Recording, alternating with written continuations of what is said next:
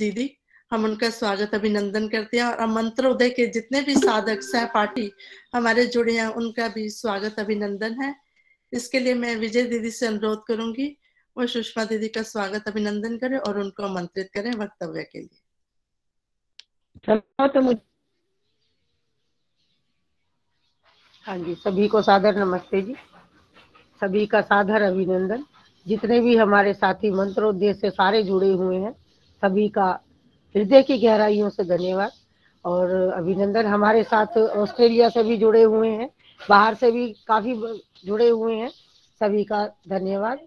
आप सबके प्रिय डॉक्टर सुषमा आर्य जी हमारे बीच उपस्थित है, विद्यमान है। आप सुषमा जी को भली प्रकार पर से परिचित है। आप सभी विषयों को साथ लेकर अपने विचार व्यक्त करती हैं। आप अपने इतिहास को याद रखती हैं, रखते हुए आर्यवेद और वेदों के साथ लेकर उन पर प्रकाश डालती हैं और रहती है। आप सर्वगुण संपन्न हैं और सबके हृदय के वे में आपके लिए विशेष सम्मान है। आज आप सर्दियों में पालन पोषण पर विचार रखकर हमें लाभान्वित करेंगी और अपने ज्ञान से हमारी ज्ञान गंगा में बढ़ोतरी करेंगी। श्रीमती डॉक्टर सुषमा आर्य जी, स्वागत अभिनंदन वैदिक वंदन में आपका। नमस्ते सबको। माइक म्यूट करिए सब लोग।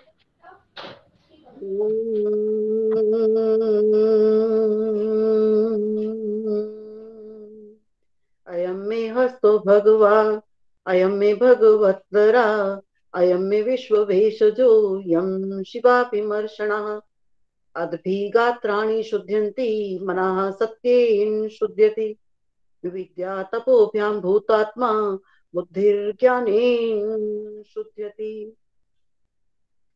सबका अभिनंदन।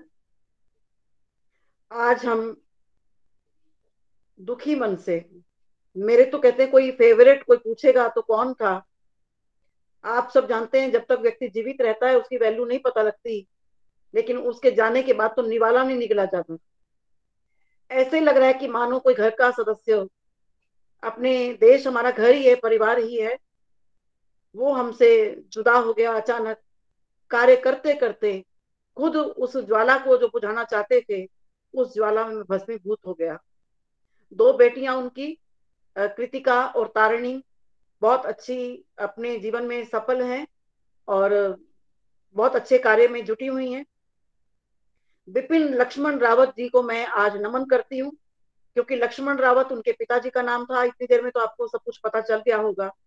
और पिछले 43 वर्षों से वो सेना में कार्यरत थे। जैसे वो रिटायर हुए, रिटायर होने के बाद लोग एक्सटेंशन में आते हैं, आधी सैलरी में आते हैं, सीधी उनकी सैलरी डबल हो गई। पहले वो एक सेना के अधिकारी थे, बाद में सीडीएस बना दिए गए, चीफ डिफेंस स्टाफ। तीनों सेनाओं के मालिक, तीनों सेनाओं के नई पोस्ट मोदी जी ने क्रिएट की। ये मोदी जी की उदारता थी, उन्होंने उस व्यक्ति को पहचाना। अभिनंदन को पाकिस्तान से लाना हो, किसका हाथ था? दबास का तो था, अजीत दबास जो साथ है इनके, और इनमें सबसे बड़ा हाथ विपिन रावत जी को जाता है। आज अभिनंदन बहुत दुखी है कि मेरे को बचाने वाला नहीं रहा। पीओके वापस आने वाला था, जो आपको मालूम होना चाहिए, जो तापमान हमारा भारत में गिना जाने लगा है उसमें सबसे पीओके को भी गिने जाने लगा, उसका तापमान भी भारत में आता है। नक्शा अफगानिस्तान तक जोड़ा जाने लगा। वो किसको हाथ जाता है?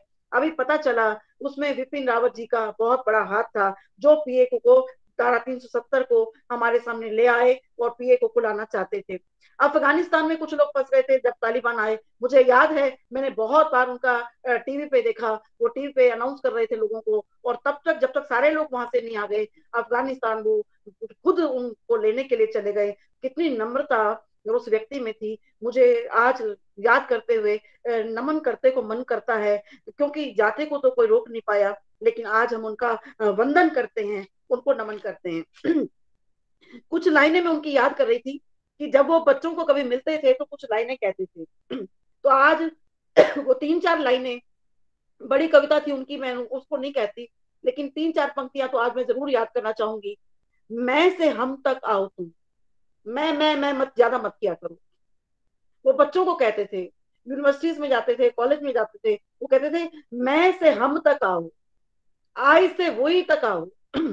ये बोलो, ये जैसे सर्वे भवन्तु सुखिनः है ना, बस उसी फीलिंग को वो कहते थे।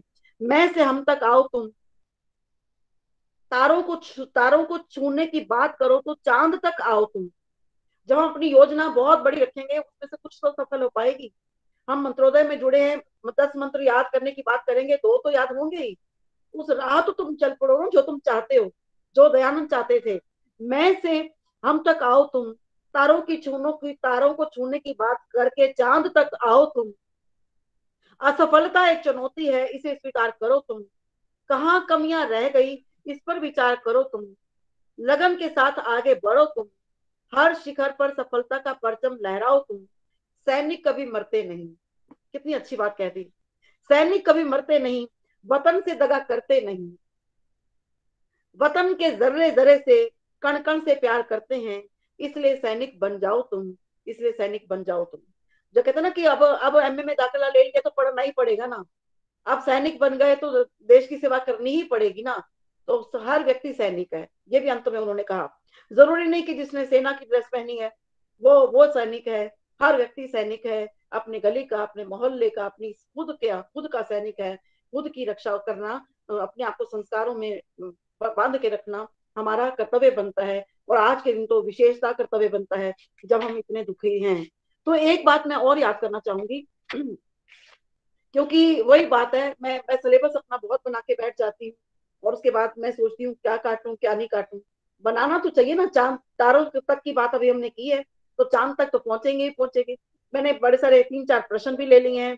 किसी ने मुझे प्रश्न किया है कि नमनेस है बहुत ज्यादा, किसी ने कहा खांसी बहुत ज्यादा है, किसी ने कहा बाल बहुत झड़ रहे हैं, किसी ने कहा स्किन बड़ी खराब है। इतनी देर में ही मेरे पास कितने प्रश्न आ गए देख लीजिए। मैं जो मेरा विषय होता है वो मैं उसको छोड़ देती हूँ। पहले जो बच्चे ने पानी मांगा, कहते ना हूं ए छाट पहले पानी लिया, पहले ओनू प्यास लगी है की क्या कर दी बैठी है। और फिर 5 मिनट, अरे प्यास थोड़ी 5 मिनट रुकेगी, प्यास तो वो पानी तो पहले ही पी लेना चाहिए, प्यास लगने से पहले ही पानी पी लेना चाहिए। तो इन प्रश्नों के उत्तरों को मैं देने का प्रयास करूंगी। जो मेरा सर्दी का पोषक था इसी में कवर हो जाएगा, उस विषय को भी मैं छूने का प्रयास करूंगी। आज एक और दिन है, भारत उसमें 78वें नंबर पर है, पहले 81वें नंबर पर था। इसे कहूं या पहले 78वें नंबर पे था, अब 81वें नंबर पर आ गया, तो आपको कोई अतिशयोक्ति नहीं होगी। तो कहने का तात्पर्य कि आज एक ऐसा दिन है जिसमें सारे देश की रैंकिंग हो रही है कि कौन सा देश कितने कितने नंबर पर है। आप समझ गए होंगे वो कौन सा देश कितने नंबर पर है। आज है भ्रष्टाचार international day, international corruption day. हमारा देश, आप सोच लीजिए, इस समय हम पहले हमारा देश 78वें नंबर पर आता था करप्शन में, अब जाकर 81वें नंबर पर आ गया। तो समझ लीजिए हमने कितनी करप्शन को इन 7 सालों में दूर कर लिया। और कहते हैं अगले साल तक तो शायद 70-72 ही रह जाएगा कि हम लोग 70-72 कंट्रीज अच्छी हैं, उसके बाद हमारा जो करप्शन है वो बढ़ता चला जाता है। तो कहने का तात्पर्य कि क्या कारण है कि लोग सड़कों पे धरना दे देते हैं। मैं इस बात को जरूर कहना चाहूंगी, क्या कारण है कि लोग सरेआम गोली मार के चले जाते हैं। क्योंकि क्या कारण है कि करप्शन हजारों करोड़ों रुपए की मैं गिनती दे सकती हूँ कि एक सोनिया गांधी नाम की महिला ने इस समय कितना करप्शन करके कितना धन इकट्ठा कर लिया। 10 वर्ष तक मनमोहन को प्रधानमंत्री की कुर्सी पर बैठने तक नहीं दिया। यदि आपने उनकी वीडियोस देखी हो, और सारे बड़े बड़े फैसले उन्होंने स्वयं किए, ये भी तो भ्रष्टाचार की जड़ है, ये भी तो भ्रष्टाचार में आता है। तो अब मोदी जी को या आप सरकार को क्या करना चाहिए जिससे भ्रष्टाचार हमारा कम हो जाए। भ्रष्टाचार केवल मात्र धन संबंधी नहीं है, रिश्वत संबंधी नहीं है, नियमों को तोड़ना भी भ्रष्टाचार कहलाता है। तो अब तो सबसे पहले सारे देशों के कानूनों को चुन लेना चाहिए, देख लेना चाहिए कि सबसे ज्यादा स्ट्रिक्ट कानून कहां पर है। कोई धरना दे सीधा जेल में डाल दो, तभी भ्रष्टाचार रुकेगा। तो यानी भ्रष्टाचार को रोकने के लिए सख्त दंड व्यवस्था चाहिए, शिक्षा का प्रसार चाहिए, मदरसे बंद चाहिए। क्या मदरसों की पढ़ाई से व्यक्ति डॉक्टर बन सकता है? जाकर काउंसलिंग करनी चाहिए, सरेआम मदरसों को टीचिंग करने की ड्यूटी दे दी जानी चाहिए, जिस तरह से मोदी जी ने वहां पर दी है। और वहां पर उसका नाम, मदरसे का नाम जगह वही रहने दो, मलक लो जगह पे। और सिलेबस आपकी डॉक्टर इंजीनियर वाले फिक्स हो जाने चाहिए। यानी ये व्यक्ति वो मदरसा या वो कोई विद्यालय चल तब पाएगा जब वहां पर साइंस की, कंप्यूटर की, इंग्लिश की क्लास दी जाएगी, अन्यथा मदरसा बैन कर दिया जाएगा, उसकी जगह भी छीन ली जाएगी। तो भ्रष्टाचार को समाप्त करने के लिए सख्त नियमों का होना बहुत जरूरी है। स्टिंग ऑपरेशन करना जरूरी है। जब बड़े बड़े मिनिस्टर्स हैं उनके टाइमली उनके स्टिंग ऑपरेशन किए जाने चाहिए। उनको पता लगना चाहिए कि वो कौन कौन सी मीटिंग ओपन करनी चाहिए, दरवाजे बंद करके मीटिंग, कोई भी मीटिंग जो समाज की सुधार के लिए मीटिंग है वो बंद नहीं की जानी चाहिए। एक बात मैं इनकम टैक्स की कहना चाहूंगी, हालांकि हम तो छोटे मुंह बड़ी बातें कर रहे हैं, वो बैठ के बड़ी बड़ी योजनाएं बनाते हैं, लेकिन योजना तो बनानी चाहिए ना। बस इसके बाद मैं अपने आयुर्वेद विषय पर भी आऊंगी, क्योंकि ये भी तो पोषक है हमारा। यदि मन स्वस्थ होगा, यदि हमारा देश के प्रति प्यार स्वस्थ होगा, तो हम अपने आप ठीक रहेंगे और अपने आप जीने की तमन्ना हमारे अंदर आएगी। एक बात और कहना चाहूंगी इनकम टैक्स के बारे में। अब इनकम टैक्स होता क्या है, जो लोग नौकरी करते हैं उनको टैक्स लगता है, जो बिजनेस करते हैं, छोटी छोटी दुकानें चलाते हैं, उन पे नहीं लगता। मैं तो ये कहूंगी जो बीपीएल है, बिलो पॉवर्टी लेवल है, उनको 2% टैक्स लगा दो। और उसके बाद जितने सारे लोग हैं उनको, जो बहुत क्वालिफाइड लोग हैं, लॉयर हैं, वकील हैं, डॉक्टर हैं, उनको उनको आप 10% टैक्स लगा दो। बीच की सारी जनता चाहे दुकान चलाती है चाहे कुछ भी काम करती है, 5% टैक्स लगा दो। 100 में से 5 रुपए आपको सब लोग ईमानदारी से टैक्स दे देंगे। उसके बाद जिस एरिया का पैसा इकट्ठा हुआ है उसका 50% उसी एरिया के विकास में लगाओ, 50% प्रधानमंत्री फंड में डालो, या इंटरनेशनल लेवल पे डालो या नेशनल लेवल पे डालो। उससे क्या होगा, 50% जो पैसा हमारे ही एरिया का दान इकट्ठा हुआ, हमारे ही एरिया का टैक्स इकट्ठा हुआ है, उससे तरक्की भी अवश्य होगी और ट्रांसपेरेंसी भी रहेगी, और कोई बेईमानी कोई गद्दारी होनी नहीं चाहिए। तो मोदी जी ने पहला जो काम किया, नोटबंदी करके बहुत बड़े करप्शन को रोकने का प्रयास किया है। हालांकि उसमें बहुत ईमानदार लोग भी उसमें शामिल हो गए, उसको मैं अब इसकी चर्चा नहीं करूंगी, ये फिर मेरा बहस का विषय रह जाएगा। तो टैक्स की नीति सुधरनी चाहिए, हर व्यक्ति पर जो जीता है उस पर टैक्स लगना चाहिए। ये 30% 50% टैक्स लगना नहीं चाहिए, ये कम से कम टैक्स लगे और उस एरिया के विकास में लगे तो बहुत सुधार हो सकता है। तो इस प्रकार मैंने अपनी जो मेरे मन की भावना थी आज के दिवस के लिए, उसको मैंने आपके सामने शेयर किया है। अब मैं आती हूँ कि नमनेस है, या फिर दूसरे प्रश्न पर मैं आ जाऊंगी कि बाल बहुत झड़ते हैं। मैं आप सबको अपने घर में ही तेल बनाना सिखा दूंगी, आप सब सर्दियों में वही तेल लगाइए, उससे आप देखेंगे कि आपके बालों में सुधार आया है। बालों के साथ साथ मस्तिष्क में भी आएगा। तो ये सुधार करने के लिए हम तेल बनाएंगे। और अभी मैं नमनस की बात करती हूँ। ये एक नई बीमारी आई है कि बैठे बैठे हाथ पैर सुन्न हो जाते हैं, या रात को सोए सोए पैर सो जाता है, या नस चढ़ जाती है। दोनों में फर्क है, लेकिन दोनों समस्याएं हैं। दोनों में फर्क क्या है उसकी चर्चा मैं अभी नहीं करूंगी, केवल मात्र ये कहूंगी कि पैर परेशान हो जाता है, नस चढ़ जाती है, या हाथ सो जाता है, या बैठे बैठे जैसे ही मैं थोड़ा सा मैंने हाथ इधर किया, पोस्टर इधर किया, तो वो हाथ पैर सोने लगते हैं, वो नम हो जाते हैं, वो वीक पड़ जाते हैं। अगर छोटी मोटी बात है, अगर आपको कभी कभी ऐसे होता है दिन में 2 या 3 बार होता है, तो घबराने की बात नहीं। और लंबे समय से ही आपका हाथ सुन्न है तो आपको घबराने की बात है, कहीं ना कहीं कोई नस ब्लॉक हो सकती है जो आपको खराब कर सकती है। अन्यथा यदि आप कोई काम करने लगते हो, उठ के चलने लगते हो, आप पैर चल पड़ते हो, तो आप ठीक हो जाता है। तो कहीं ना कहीं आपका जो वीकनेस है, इम्यून सिस्टम वीक है, कोई मल्टी बी 12 कम आपका हो सकता है, डी कम हो सकता है। इसलिए आप अपने आप को टेस्ट करो कि वो कितनी देर आपकी नमनस रहती है। उससे क्या होगा, यदि आपकी ज्यादा देर तक नमनस रहती है तो भूख कम हो जाएगी, और या फिर आपको थकावट रहेगी, आपको चक्कर आने शुरू हो जाएंगे। यदि ये सब नहीं होता तो चिंता की कोई बात नहीं है। उसके लिए हमको क्या करना पड़ेगा, मैं आपको बता देती हूँ। इन दिनों कच्ची हल्दी रखी है आपके पास। कच्ची हल्दी नसों को खोलने में सबसे बड़ा पार्ट अदा करती है। कच्ची हल्दी और बिना रेशे वाली अदरक, जिससे बिना रेशे वाली अदरक कौन सी, जिससे सोंठ बनती है। आप ये बाजार से कह के लेना। जो रेशे वाली अदरक है जिसमें तंदू तंदू होते हैं, वो नकली, वो कामयाब अदरक नहीं है। मोटे रेशे, जो बिना रेशे की अदरक है और कच्ची हल्दी है, इसका यदि रस निकाल लिया जाए और कटोरे में थोड़ा सा गर्म करके इसको ले लिया जाए, तो ये बहुत नसों को खोलती है। और अदरक और हल्दी का रस, जहां आपके नमनस है, जहां आपको सूनापन है, वहां आप उसकी मालिश भी कर सकते हो उस ऑयल से, अदरक और कच्ची हल्दी के रस से। आप देखोगे कि आपका वो जो फ्लो है न सुन होने का, वो ठीक हो जाएगा। एप्पल का सिरका है, उसकी मालिश करने से भी, 1 चम्मच पानी पीने से भी, 1 चम्मच, 1 गिलास, आधे गिलास गरम गरम पानी में पीतिए, और उससे आपका नमनेस ठीक हो जाएगी। तो जिन लोगों को नमनेस है वो एप्पल का सिरका प्रयोग कर सकते हैं।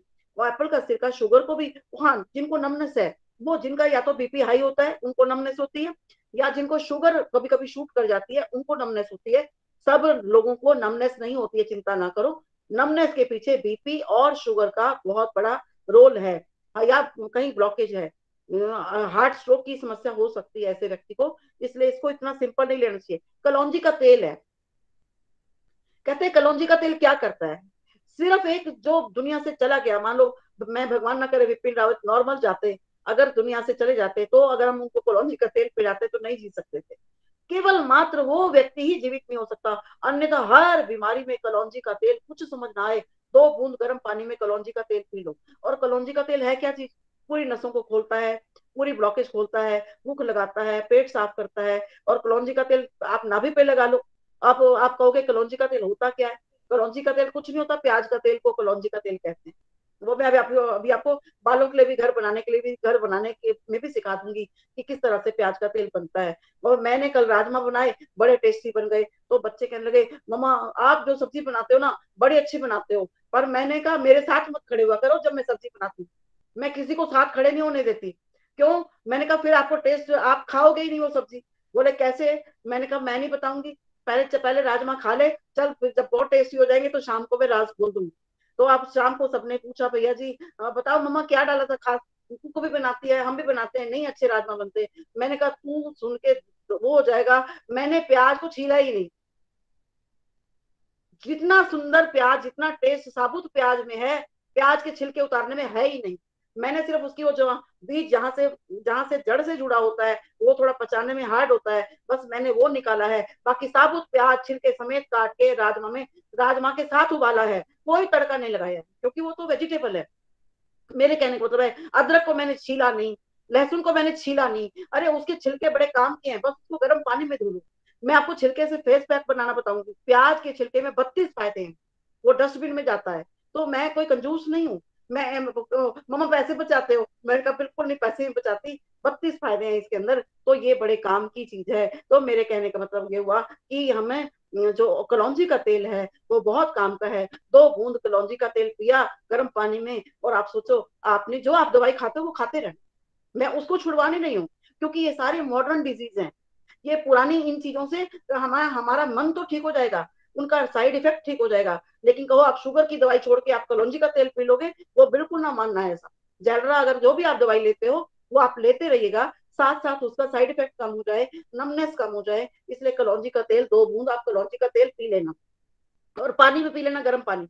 अलसी का तेल पी लेना, अब अलसी का तेल कितना टेस्टी आपको पता होना चाहिए, लेकिन अलसी का तेल गर्म होता है, कई बार वो जीभ पे छाला कर देता है। अलसी का तेल 2 बूंद पीने के लिए दही चाहिए, 2 चम्मच दही में 2 बूंद अलसी का तेल डालो और उसको पी जाओ। तो अलसी, आपको मालूम है इस मौसम में अलसी क्या करती है, तो सिर्फ मैं अलसी पर बोलूं तो मेरे आज 3 बज जाएंगे, लेकिन फिर भी खत्म नहीं होगी। इतना पता होने के बाद भी साढ़े घर से अलसी है ही नहीं, कभी ऐसी मंगाई, पता आते हैं फायदे बड़े होंगे में, पर की ले आइए सुन के, बस अभी हम 111 115 20 लोग हो गए सुन के, फिर हम उस पर थोड़ा सा अमल कम करते हैं। लेकिन ये चलो, ये शुक्र है कि हम दूसरों को बताना शुरू हो गए कि ये कर ले, ये कर ले, और जिसको सच में मरदा क्या ना करता, बहुत समस्या होती है तो वो कर ही लेता है। तो अलसी का तेल दही में, और कलौंजी का तेल गर्म पानी में, और दालचीनी का पाउडर चम्मच का चौथा हिस्सा, उबला हुआ पानी लिया, गरम गरम पानी पी लिया, उसमें घोल के पी लो, नसें चढ़ना, नसें सिकुड़ना, पैर सुन होना, हाथ पैर सुन होना, सब ठीक हो जाएंगे। ये सारी चीजें बिना नमक के ही काम आती हैं, बस आप खांदे थे दालचीनी सब्जी पा देने, चाय पा देने, अरे बाबा उसमें चीनी मिल गई खत्म, उसमें दूध मिल गया खत्म। ये all are good medicine separately only when they are, जैसे अकेले हैं तब ये दवाई है, वरना ये कुछ कुछ है, खिचड़ी है। तो इसलिए कहने का तात्पर्य हुआ कि कलौंजी का तेल पीना है, अकेले पीना है, अलसी का तेल पीना है, दही में पीना है क्योंकि जीभ में छाले हो जाएंगे, तुलसी की तरह गर्म होती है, और दालचीनी का पानी पीना है तो गर्म पानी पीना है। और सीधी सी बात कर देती हूँ, सिर्फ उठते ही गर्म पानी इतना पियो जितनी चाय होती है ना, तो 30 बीमारियां खत्म हो जाएंगी।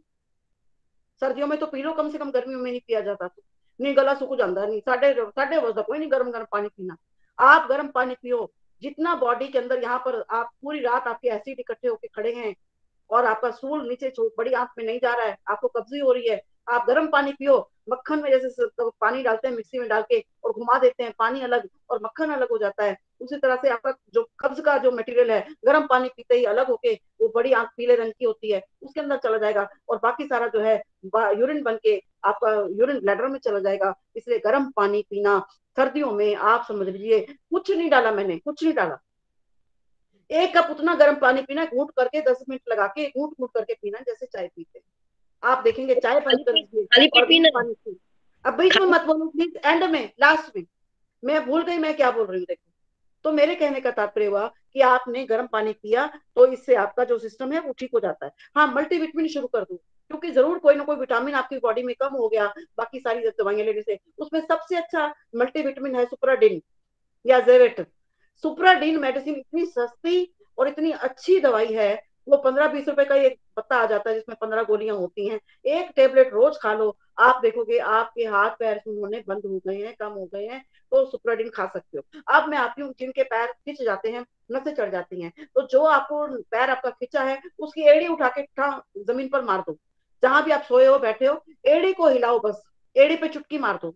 एड़ी पे कुछ लकड़ी उठा के, बेलन उठा के, चम्मच उठा के मार दो। एड़ी पे जैसे ही कुछ आप मारोगे तो ब्लड सर्कुलेशन चल पड़ता है। एड़ी जो है नीचे के सर्कुलेशन को ठीक करने का जो मेन पॉइंट है वो एड़ी है। आप रात को सोए पड़े हैं, आपका पैर जो है वो सुन हो गया है या नस खिंच गई है, आप जैसे तैसे कोशिश करके उस एड़ी को तो खींचो और थोड़ा सा सीधा करो, और जमीन पर उसको सीधी टोई मारनी है पीछे वाली, या किसी दूसरे को बोल दो भैया इतने मुक्का मार दे, तो आप देखोगे आपकी नस उसी समय ठीक हो गई है। नस वाली जगह को खींचने की कोशिश मत करना, उससे नस आपकी फट सकती है, ब्लड आ सकता है, क्योंकि एज आपकी हमारी बड़ी हो चुकी है, हमारी नसें कमजोर हैं। इसलिए उस लोकल पॉइंट को ना छू के मास्टर पॉइंट को छुआ करो। नीचे के पैर कसने का वो एड़ी हमारा मास्टर पॉइंट है, वो जिनकी वो सूख जाती है। और हरी सब्जियों का सूप पियो।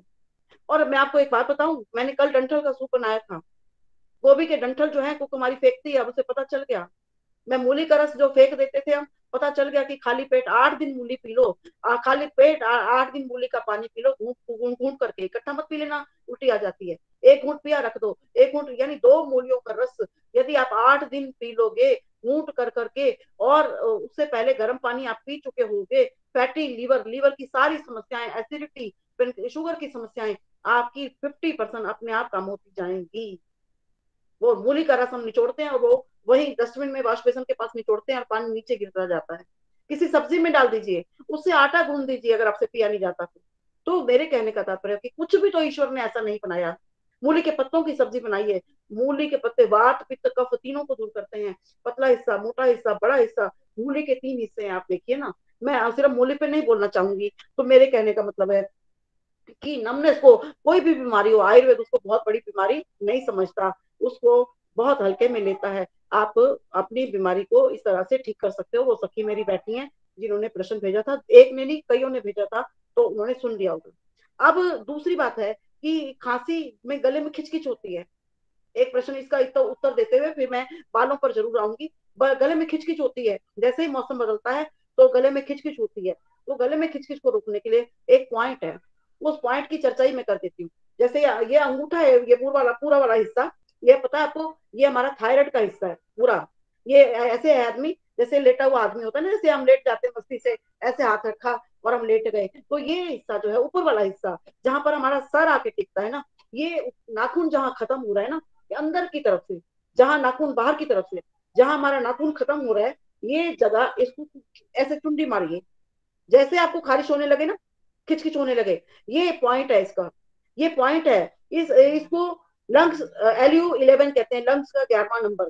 तो आप नाम माप याद रखो बेशक, जहां नाखून खत्म हो रहा है, ये हमारा बाहर की तरफ से, इसको अच्छी तरह से प्रेस कर दीजिए। गले के अंदर जो लालिमा आ गई है, खिचखिच क्यों होती है, जो गला जहां खत्म हो रहा है वहां पर कुछ ना कुछ खारिश होने लगती है, मौसम के कारण, पॉल्यूशन के कारण, घी खा के गर्म पानी ना पीने के कारण, रात को खाया कुछ ऐसा भारी, सुबह रात को कुल्ला करके भी नहीं सोए, उसके कारण भी सुबह सुबह खिचखिच होती है। तो आप इसको दबाइए, इसके दबाने से आपकी खिचखिच, और इसका कोई टाइम नहीं है, आपको जब टाइम मिले बैठे बैठे अपने इस अंगूठे को, पूरे आगे पीछे अंगूठे को दबाएंगे तो आप इससे आपकी गले की खिचखिच बंद हो जाएगी। तो गले की खिचखिच बंद होने के लिए भुट्टे का जो अंदर की छल्ली है, जो आपकी बिल्कुल बाहर निकलती है, डस्टबिन में डालते हैं, जिसको हम दाने खा लिए और बाकी जो बच गई है सफेद, अब क्या पीछे पड़ी हुई है, फेंक इसको। वो जो जाली है, जाली, उससे बड़ी खांसी की दवाई कोई है ही नहीं। कितनी पुरानी खांसी क्यों ना हो, कितनी टीबी क्यों ना हो, अगर आप अपनी टीबी की दवाइयां साथ ले रहे हो और गले की इन्फेक्शन के कारण, लंग्स के कारण ही आपको ऐसी प्रॉब्लम है, तो आप अपना वो जो जला खाली दाने वाला निकाले वाला भुट्टा है, उस भुट्टे को उबाल लो, टुकड़े टुकड़े कर लो, जैसे भिंडी तोरी काटते हैं, ऐसे काट के उसको 1 गिलास पानी में उबालो और कोसा कोसा पी जाओ। जिनको यूरिन की प्रॉब्लम है, जिनको प्रोस्टेट ग्लैंड की प्रॉब्लम है, वो और भुट्टे के बाल, सोचो कुछ भी तो ईश्वर ने हम ऐसे ऐसे उधेड़ते हैं। इवन भुट्टे के जो कवर है उससे भी दवाइयां बनती हैं, उसकी पे अभी मैं चर्चा नहीं करूंगी, मेरा तो 1 बजने वाला हो गया। तो मेरे कहने का तात्पर्य कि ये जो दवाइयां हैं, लौंग है, अदरक है, तुलसी है, इनको बॉयल करके, गर्म करके, ये तब काम करती हैं जब इनके अंदर या तो काली मिर्च जाती है या फिर शहद जाती है, वैसे अकेले काम नहीं करेंगे। जिनको शुगर है वो अदरक लौंग तुलसी के साथ काली मिर्च डालें, क्योंकि शहद भी डाल सकते हैं, और जिनको शुगर नहीं है अदरक लौंग तुलसी के साथ शहद डाल लें, तो आप देखेंगे वो गर्म पानी पीते ही आपकी खांसी काफी ठीक हो जाएगी और गले की खिचखिच ठीक हो जाएगी। अब जो मुख्य बात, जो मैं तेल बनाने की बात कर रही थी, उसकी भी चलो कर ही लेती हूँ कि आजकल जो बाल हैं वो बहुत झड़ रहे हैं, और उसके लिए क्या किया जाए। आप मोटे मोटे प्याज काट लो, कलौंजी का तेल बनाने के लिए बता रही हूँ, सुन लो। आपने मोटा मोटा प्याज काटा, उस प्याज के अंदर गोले का तेल डाल दो और उसको काली कढ़ाई में सिम पे रख दो, या दूसरी कढ़ाई में भी रख सकते हैं, लेकिन कढ़ाई थोड़ी मोटी होनी चाहिए, वो सिम पे पड़े रहे। मोटे मोटे 2 प्याज और 3-4 चम्मच 5 चम्मच जो है कलौंजी, वो सॉरी गोले का तेल, और वो उबलने दो। जैसे सब्जी को तड़का लगाते हैं ना, प्याज भून के लाल हो जाते हैं, और कुछ नहीं करना। वो प्याज आपके भले ही नीचे पड़े रहे, वो आप देखोगे, वो जो छोटी शीशी में आप उस तेल को डाल के रख लो, इससे हमारे बालों का झड़ना बंद हो जाता है। इससे हमारे जो कलौंजी का तेल है, इसे 2 बूंद पानी, गर्म पानी में भी हम इसे डाल के पी सकते हैं। और उसके बाद जो कलौंजी का तेल वो लोग बनाते हैं, वो दूसरे तरीके से बनाते हैं, लेकिन हम घर में भी हम कलौंजी का तेल बना सकते हैं। तो ये कलौंजी का तेल बनाने से और सिर पर लगाने से बालों का झड़ना हमारा बंद हो जाता है, और बाल हमारे रेशम जैसे अच्छे हो जाते हैं।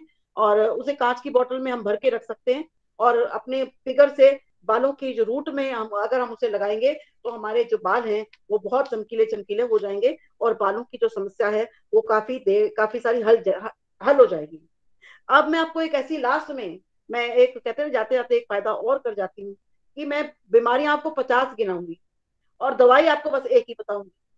पहले बीमारियां गिना देती हूँ, पहले बीमारियां सुन लीजिए। क्या बीमारियां हैं?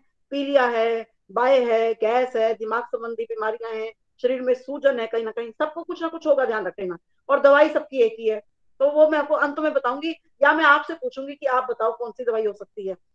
यूरिन इन्फेक्शन है, खून की उल्टी आ जाती है, बुखार है, एनी टाइप ऑफ वोमिटिंग है, और आपको कोई चोट लगी है तो नीली जगह पड़ जाती है, पुराना बुखार है, दमा है, श्वास है, और क्या कहूँ, भूख नहीं लगती है, कब्ज है, शुगर है, मोटापा है, मुंह पे झाइयां हैं, मैं की करा, मेरा तो शरीर ही लुढ़क गया बिल्कुल, मैं बुढ़ी जही में लग दी, मैं की करा, मैंने तो समझ ही नहीं आती। और टीबी की खांसी है, और खूनी दस्त है, और देखो मैंने कितनी कितनी बीमारियां आपको गिना रही हूँ, अभी मैंने बड़ी सारी छोड़ दी हैं, क्योंकि मेरे पास समय नहीं है बीमारियां गिनाने का। तो इसमें हम एक ही दवाई है, गिलोय अब आप देखिए, हार्ट अटैक है, उसका तो हृदय रोग है, और उसके बाद हमें जीभ में छाले हैं। अब आप देखिए, मैंने आपको कम से कम 50 बीमारियां गिनाई हैं, और तरीके उसके लेने के अलग अलग हैं, लेकिन वो मैं तरीके तो नहीं बता पाऊंगी इस समय, क्योंकि अगर ये है तो ये ले लो, ये है तो ऐसे ले लो। लेकिन वो चीज मैं आपको बता देती हूँ, वो मेरी तकिया कलाम है, वो मेरी फेवरेट है। कोई बता सकता है मैं क्या कह रही हूँ? वो एक ही दवाई है इन सब चीजों की। हाँ, नहीं, गिलोय दीदी, गिलोय नहीं, गिलोय तो सबको पता। लहसुन। अनाज कम खाओ, अनाज कम खाना। नहीं, लहसुन की 2 कलियां सुबह। नहीं, चलो मैं ही बता देती हूँ, कोई बात नहीं, क्योंकि समय नहीं है। मोरिंगा। मोरिंगा तो वही सैंजन की छाल हो गई ना, मोरिंगा की। हाँ जी, और